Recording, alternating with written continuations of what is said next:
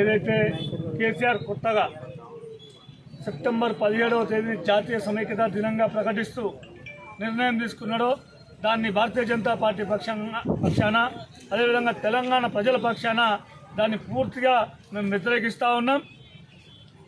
ఈ కేసీఆర్కి తెలియదా 1947 ఆగస్టు 15కు స్వతంత్రం వచ్చిన తర్వాత 13 నెలల 2 రోజుల పాటు 1948 సెప్టెంబర్ 17 వరకు ఇక్కడ ఉన్నటువంటి ప్రజల్ని ఏ విధంగా ఆ రజాకారులు ఇబ్బందులకు గురి చేసిండ్రు, నిజాం ప్రభుత్వం ఇబ్బందులకు గురి చేసింది, ఎంతమందిని పొట్టన పెట్టుకున్నారు, ఎంతమంది అమాయకమైనటువంటి ఆడవాళ్ళని చెరిచి వాళ్ళని బట్టలిప్పి నడి రోడ్డు మీద బతుకమ్మలు ఆడిపించినటువంటి చరిత్రను విస్మరించిందా?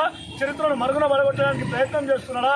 ఓట్ల రాజకీయాల కోసం ఎంఐఎంకు తొత్తుగా మారి ఎంఐఎం సంఖలో వేసుకొని ఎంఐఎంకు కారు స్టీరింగ్ అప్పచెప్పి ఈరోజు చరిత్రను మరుగున పడగొట్టేందుకు ఈరోజు కేసీఆర్ ప్రయత్నిస్తున్నాడా? తెలంగాణ ప్రజలను